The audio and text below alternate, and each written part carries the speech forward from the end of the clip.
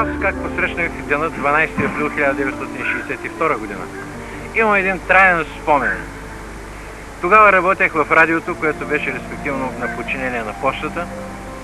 В почтата беше пристигнал доставен един апарат, с който от далечни градове можеше да се предават образи на хора.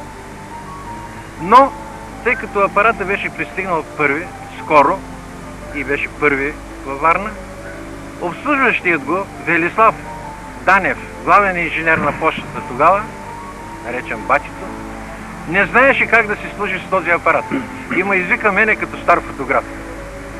Аз нагласих апарата с светлинния лъч, обадихме се в София, от София пуснаха сигнала и всъщност благодарение на мене в град Варна се прие първият образ на Юрий Гагарин. Получихме го на един бял лист, след това го дадахме за размножение и така вече цяла Варна знаеше лика на първия космонавт, пионера на небесните глъбини. Това мога да кажа, това си спомням. Благодаря.